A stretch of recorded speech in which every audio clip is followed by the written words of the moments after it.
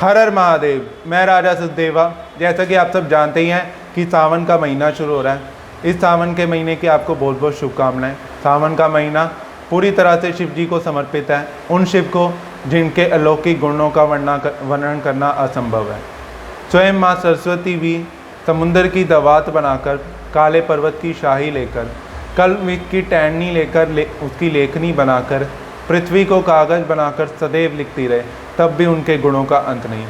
उन शिव को जिन्हें नाग सर्पों के भूषणधारी, कोई ना शिवता परोपकारी भी कहते हैं, उन शिव को जिन्हें हम महादेव भी कहते हैं। इस वीडियो में मैं आपको बताऊंगा कि शिव जी की इस सावन के महीने शिव जी की पूजा कैसे करें, उनको कैसे प्रसन्न करें, और इस सावन के महीने ऐसी कौन सी चीज़ें ना करें जिससे भगवान शिव आपसे नाराज़ हो सकते हैं, या किन चीज़ों का आपको ध्यान रखना चाहिए।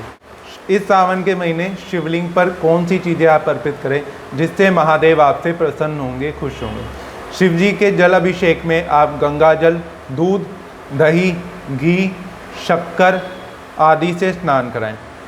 साथ ही उन्हें आप बेलपत्र, शमी पत्र, खुशा, कमल, नील कमल, राय फूल, आत्मदार चढ़ाएं। साथ ही भोग के रूप में भांग, धतूरा और श्रीफल का भोग चढ़ाएं।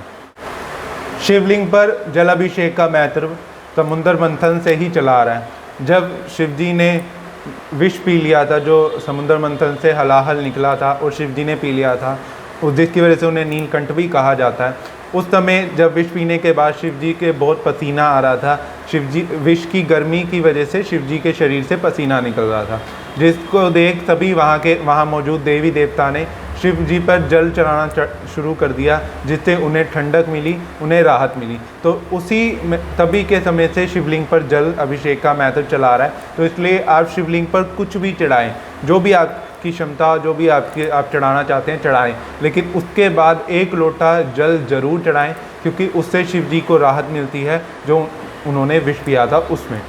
ऐसी कौन सी 11 चीज़ें हैं जो हमें इस सावन के महीने में या किसी भी सावन के महीने में हमें नहीं करनी चाहिए, जिससे शिव जी हमसे नाराज़ हो सकते हैं।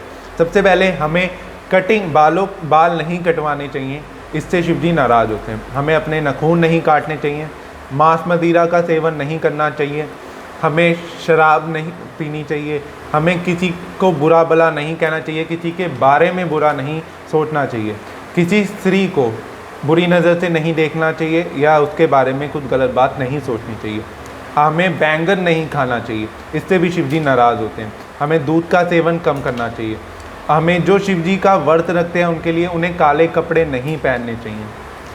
और जो लोग लेडीज़ हैं जो शिवलिंग की पूजा करती हैं, वैसे लेडीज़ को पूरे सावन के महीने में बाल खुले नहीं रखने चाहिए, और पूजा करते समय तो बिल्कुल नहीं रखने चाहिए, इससे शिव जी नाराज़ हो जाते हैं।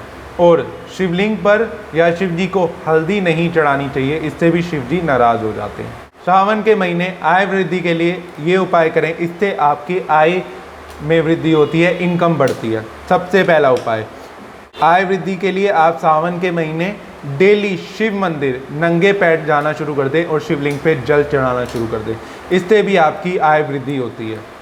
आय वृद्धि के लिए सावन के महीने आप ये उपाय करें। आपने करना यह है, डेली शिव मंदिर जाने लग जाएं, शिवलिंग पर काले तिल डालकर शिवलिंग पर जल चढ़ाने लग जाएं, और साथ ही ओम नमः शिवाय का जाप करते हुए जल अभिषेक करने लग जाएं। इससे भी आपकी आय वृद्धि होगी, इनकम बढ़ती है। सावन के महीने आय वृद्धि के लिए आप ये उपाय करें।